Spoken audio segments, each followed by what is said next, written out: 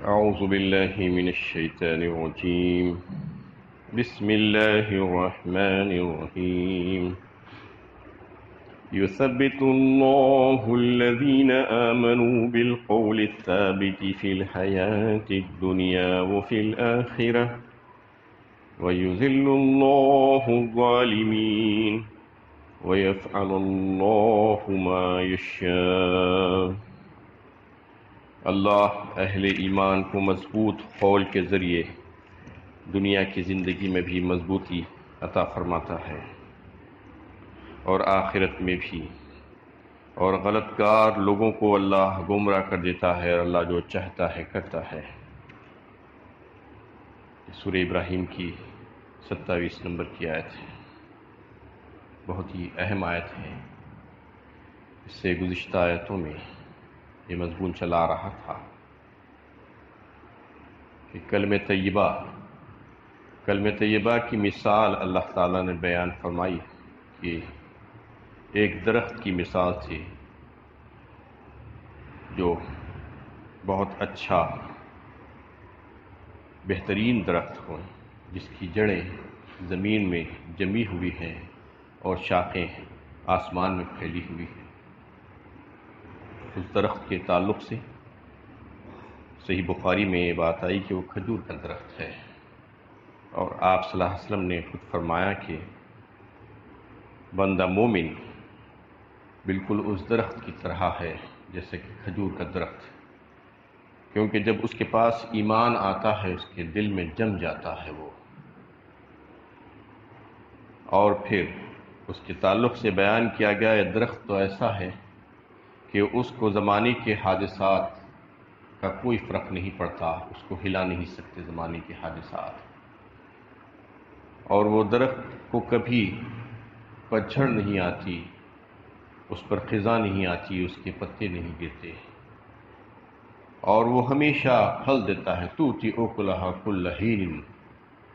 ہمیشہ ہر وقت ہر موسم میں وہ پھل دیتا ہے۔ بالکل مومن بھی ایسا ہی ہے،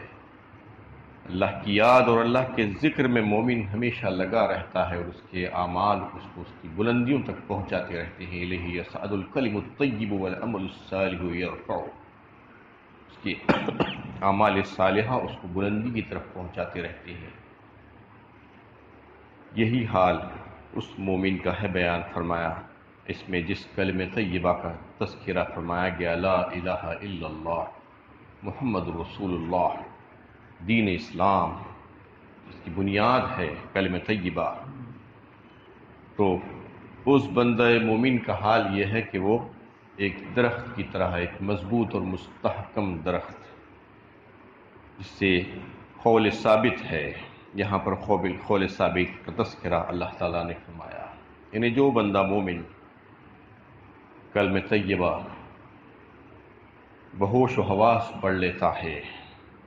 تو پھر اللہ تعالیٰ اس کو ہمیشہ وہ کلمہ اس کے لیے قائم و برقرار کر دیتے ہیں، نہ صرف اس کی دنیاوی زندگی میں بلکہ مرتے دم تک اور آخرت والی زندگی میں بھی اس کلمے کی بدولت اللہ تعالیٰ کی مدد، تعاون اور اعانت اس کو حاصل ہو جاتا ہے، اور خبر میں بھی وہ اس کے ساتھ رہتا ہے، اس کی مدد کرتا ہے۔ یہ کلمے کی برکت ہے۔ لا الہ الا اللہ محمد رسول اللہ کوئی معمولی کلمہ نہیں ہے، انتہائی وزندار کلمہ ہے۔ ساری کائنات کا جو اس کو سمجھ کر پڑھ لے، جو اس کے معنی و مفہوم جان لے اور اس کے تقاضوں کو پورا کرنے کی کوشش شروع کر دے، تو اس کو سمجھ لینا چاہیے کہ وہ کامیاب ہو گیا ہے، اب اس کی ناکامی نہیں ہو سکتی، کیونکہ اللہ کی مدد کا وعدہ آ گیا ہے کہ اللہ تعالیٰ اس کی نہ صرف دنیا میں مدد فرمائیں گے بلکہ مرتے دم تک وہ کلمہ اس کے ساتھ رہے گا، اور پھر نہ صرف خبر میں اور پھر حشر میں، قیامت میں بھی اللہ تعالیٰ کی مدد اس کے ساتھ شامل حال رہے گی۔ شرط یہی ہے کہ اس کو سمجھ کر پڑھنا ہے اور اس کے تقاضے کیا ہے اس کو جاننا ہے۔ ایسے ہی کلمہ پڑھ دینے سے کوئی فرق نہیں پڑتا۔ بعض لوگ یہ سمجھتے ہیں کہ ہم تو کلمہ گو ہیں، ہم تو کلمہ پڑھنے والے ہیں۔ کلمہ پڑھا ہی کب آپ نے؟ عام طور پر تو بہت سے لوگ ایسے ہیں، لاکھوں کروڑوں کی تعداد میں، جو خاندانی مسلمان ہیں، جنہوں نے شعوری اسلام کی طرف دیکھا ہی نہیں، سمجھا ہی نہیں اس کو۔ باپ دادا مسلمان تھے، وہ بھی مسلمان ہو گئے، انہوں نے کچھ کوشش ہی نہیں کی اس سلسلے میں۔ کلمے کو سمجھ کر اگر کوئی پڑھ لیتا ہے تو اس کی دنیا ہی بدل جانی چاہیے، جیسا کہ اس درخت کے تعلق سے اس کو تشبیہ دی گئی ہے کہ وہ درخت ایسا ہے کہ زمین میں جڑیں پکڑ لیتا ہے اور آسمان کو چھونے لگتی ہے اس کی شاخیں۔ تو پھر جب کسی انسان کے دل میں کلمہ بیٹھ جاتا ہے تو پھر اس کی کیفیت کیسی ہونی چاہیے، وہ خود جو ہے اس کو بتانے کی ضرورت نہیں پڑے گی، اس کی کیفیت بالکل الگ ہو جائے گی۔ یہ بالکل ظاہری بات ہے کہ اس کے ظاہری اعمال اس سے نکلنے شروع ہو جائیں گے، اعمال صالحہ۔ اگر کوئی یہ دعویٰ بھی کرتا ہے کہ میں نے کلمہ پڑھا ہے اور اس کے بعد اس کے اعمال صالحہ اس سے نہیں ہو رہے ہیں، تو اس کا مطلب یہ ہے کہ وہ غلط بات کہہ رہا ہے، اس کے دل میں اس کلمے نے جڑ نہیں پکڑی ہے، کیونکہ لازم و ملزوم ہے دونوں، ایمان، کلمہ طیبہ اور پھر عمل صالح۔ اس میں جو بات کہی جاتی ہے لا الہ الا اللہ، سب سے پہلا حصہ کلمے کا، پہلے نفی کی جاتی ہے تمام معبودان باطلہ کی، پہلے سب کو نکالو کہا گیا ہے۔ دیگر مذاہب کی طرح نہیں ہے کہ یہ بھی چلے گا، وہ بھی چلے گا، وہ بھی چلے گا، نہیں، کچھ نہیں چلے گا، سب پہلے صفائی کرنی ہوگی، دل میں سے ساری گندگیوں کو نکال دینا ہوگا، جن جن کی محبتیں دل میں ہیں وہ ساری محبتوں کو نکال دینا ہوگا، لا الہ الا اللہ، اس کے بعد کہنا ہوگا کہ نہیں ہے کوئی معبود، معبود تو صرف اللہ ہی ہے، عبادت کے لائق ذات صرف اور صرف اللہ ہی ہے۔ اور پھر کلمے کا دوسرا حصہ جو ہے محمد رسول اللہ، سمجھنے کی کوشش کیجئے کہ کیا کہہ رہے ہیں آپ اپنی زبان سے۔ رسول اللہ صلی اللہ علیہ وسلم کی رسالت کو تسلیم کر رہے ہیں، اور یہ کہہ کر کہ رسول اللہ صلی اللہ علیہ وسلم، محمد صلی اللہ علیہ وسلم اللہ کے رسول ہیں، مطلب یہ ہے کہ اللہ تعالیٰ نے آپ صلی اللہ علیہ وسلم کے ذریعے سے ہم کو یہ پیغام بھیجایا ہے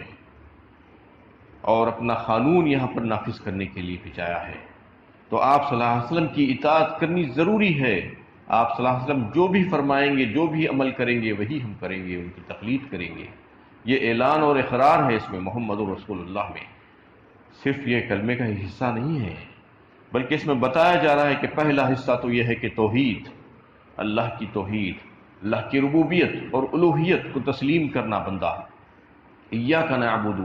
و ایاک نستعین، اسی کا جواب ہے۔ سورہ فاتحہ میں بار بار پڑھتے ہیں، آپ کیا کہتے ہیں؟ ہم تیری ہی عبادت کرتے ہیں، تیری بھی نہیں، تیری ہی عبادت کرتے ہیں، ایاک نعبد و ایاک نستعین، اور تجھ ہی سے مدد طلب کرتے ہیں۔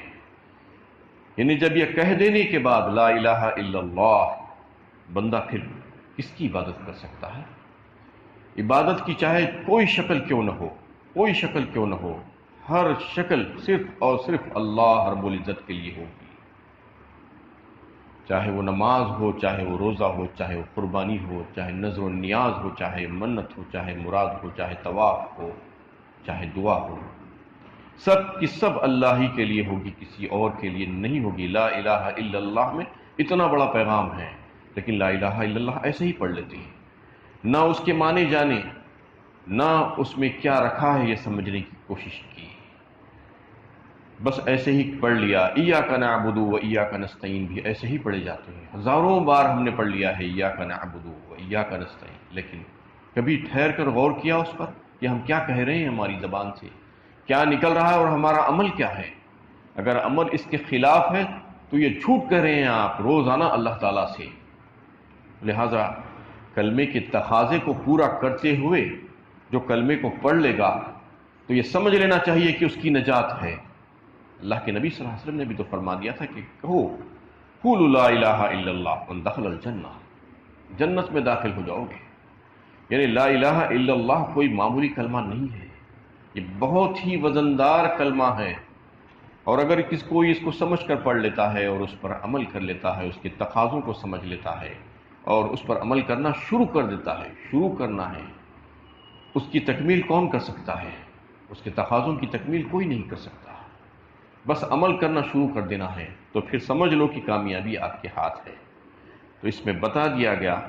کہ قول ثابت ہے یہ مومن بندے کے لیے کلمہ طیبہ، اور یہ ہمیشہ اس کے ساتھ رہے گا،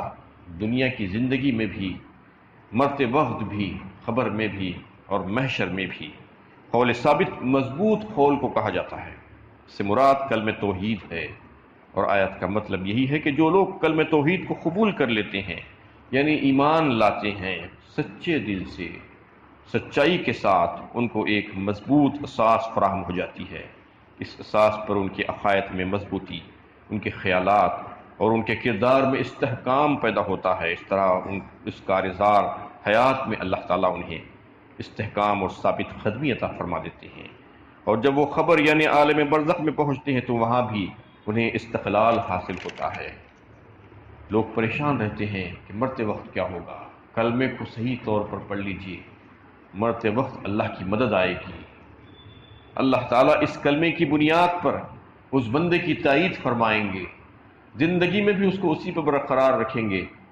مرتے وقت بھی اللہ تعالیٰ کی تائید اس کو حاصل ہوگی۔ حدیث میں آتا ہے کہ رسول اللہ صلی اللہ علیہ وسلم نے فرمایا، مسلمان سے جب خبر میں سوال کیا جاتا ہے تو وہ شہادت دیتا ہے کہ اللہ کے سوا کوئی معبود نہیں اور محمد صلی اللہ علیہ وسلم اللہ کے رسول ہیں۔ یہی بات ہے جس کے بارے میں ارشاد ہوا ہے کہ یثبت اللہ، جو آیت میں بات آئی ہے، اللہ ایمان والوں کو مضبوط قول کے ذریعے دنیا کی زندگی میں بھی مضبوطی عطا فرماتا ہے اور آخرت میں بھی۔ یہ بخاری کی کتاب التفسیر کی حدیث ہے، روایت ہے۔ کئی ایک صحابہ نے اس آیت کو اسی سے متعلق کہا ہے کہ بندہ مومن جب خبر میں جاتا ہے تو کلمے کی شہادت دیتا ہے، اللہ تعالیٰ اس کی مدد فرماتے ہیں، وہاں پر بھی وہ گواہی دیتا ہے۔ یہ اللہ کی طرف سے انتظام ہے اس کے لیے، اس کی تائید کی جاتی ہے اس کلمے کی بنیاد پر۔ جس نے اس کلمے کو پڑھا، سمجھ کر پڑھا، اس پر عمل کیا، اس کے تقاضوں کو پورا کیا، تو سمجھ لینا چاہیے کہ وہ کامیاب ہو گیا، ورنہ صرف ایسے ہی زبانی پڑھ لینے سے بغیر سمجھے کہ کوئی فائدہ ہونے والا نہیں۔ اگر اس سے فائدہ ہوتا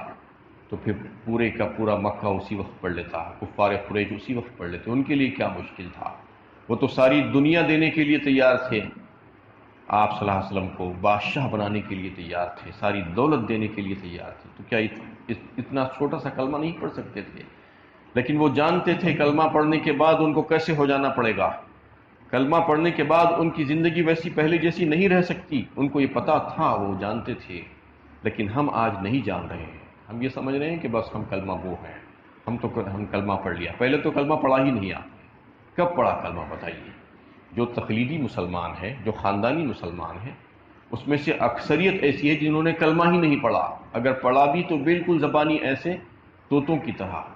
ان کو پتہ ہی نہیں چلا کہ اس کلمے میں کیا تھا، کیا راز تھے اس میں، وہ راز کو انہوں نے جانا ہی نہیں، جانے بوجھے بغیر ہی کلمہ پڑھ لیا اور سمجھنے لگے کہ ہم تو کلمہ ہو گئے۔ ایسے کلمے سے کوئی فائدہ ہونے والا نہیں۔ کلمہ پڑھنے کے بعد اس کی زندگی میں انقلاب آ جانا چاہیے، اور پھر وہ کسی کے سامنے نہیں جھکنا چاہیے، اس کے سجدہ گاہیں اور کہیں نہیں ہوں گی سوائے اللہ کے، اور وہ اس کی معبود جو ہے اللہ ہی کو مانے گا، ربوبیت کے ساتھ الوہیت بھی صرف اور صرف اللہ ہی کے لیے ہوگی، عبادت کی جتنی شکلیں ہیں وہ صرف اور صرف اللہ ہی کے لیے ہوگی، اور اپنا حاجت روا اور مشکل کشا صرف اور صرف اللہ ہی کو سمجھے گا اور مانے گا، اور اسی سے منتیں مرادیں مانگے گا، اسی سے اپنی حاجتیں مانگے گا۔ ایاک نعبد و ایاک نستعین پر قائم ہو جائے گا وہ، کہ تیری ہی عبادت کرتے ہیں اور تجھی سے مانگتے ہیں، سوال کرتے ہیں۔ یہ ساری کیفیت اس کی بدل جائے گی، یہ بتایا جا رہا ہے اس میں۔ اس طرح قیامت میں بھی انہیں موقف کی مضبوطی حاصل ہوگی اللہ کی طرف سے، اس کلمے کی بنیاد پر، کلمے کی برکت کی وجہ سے۔ یہ کلمہ ایسی لازوال نعمت ہے، یہ توحید کا اقرار، کہ اس کی زندگی بدل جائے گی، مرتے دم تک اس کو اللہ تعالیٰ ہمیشہ اس پر برقرار رکھیں گے۔ خبر میں بھی جو ہے اس کے لیے منکر نکیر کے جو سوالات ہوں گے وہ آسان ہو جائیں گے، اور پھر اس کے بعد خبر میں راحتیں اس کو حاصل ہو جائیں گی، جیسا کہ ایک حدیث میں فرما دیا گیا ہے کہ خبر بھی تمہارے لیے ہے جنت کے باغیچوں میں سے ایک باغیچہ ہو جا سکتا ہے، یا جہنم کے انگاروں میں سے ایک انگارہ۔ تو یہ تمہارے اوپر ہے کہ تم کیا چاہتے ہو اپنی خبر کو۔ اگر چاہتے ہو کہ تمہاری خبر جنت کے باغیچوں میں سے ایک باغیچہ ہو جائے، جنت کی کیاری بن جائے،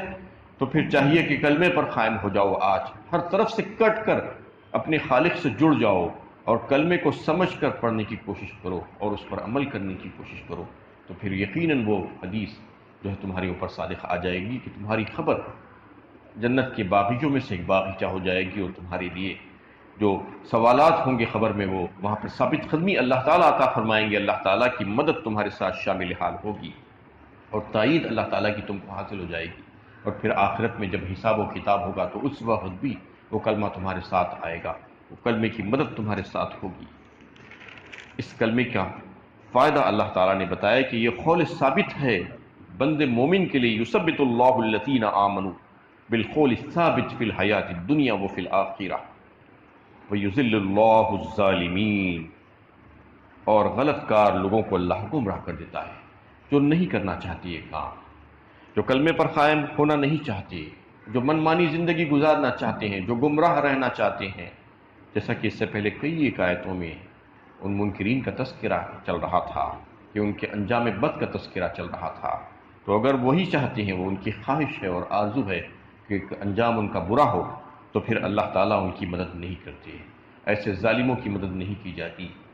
جو اللہ تعالیٰ کے ساتھ کسی اور کو بھی شریک کرنا چاہتے ہیں، اور ان کو بھی اور ان کو بھی کہتے ہیں کہ ان کے پاس بھی اختیارات ہیں، ان کے پاس بھی اختیارات ہے، تو پھر ایسے ظالموں کو اللہ تعالیٰ ایسے ہی چھوڑ دیتے ہیں، گمراہی میں ڈھکیل دیتے ہیں۔ وَيَفْعَلُ اللَّهُ مَا يَشَاءُ، اور اللہ تعالیٰ جو چاہے کرتے ہیں۔ یہ اللہ تعالیٰ کے اوپر ہے، اللہ تعالیٰ انہی کی ہدایت فرماتے ہیں جو ہدایت کے طالب ہے، جس کے دل میں ہدایت کی تڑپ ہوتی ہے، جو چاہتا ہے، اس کے دلوں کو جانتے ہیں اللہ تعالیٰ، انہی کو ہدایت ملتی ہے۔ جو ہدایت کی پرواہ نہیں کرتا، جو من مانی زندگی گزارنا چاہتا ہے، پھر اس کو ہدایت نہیں مل سکتی۔ اللہ تعالیٰ سے دعا ہے کہ اللہ تعالیٰ ہمیں صحیح علم و عمل کی توفیق عطا فرمائے۔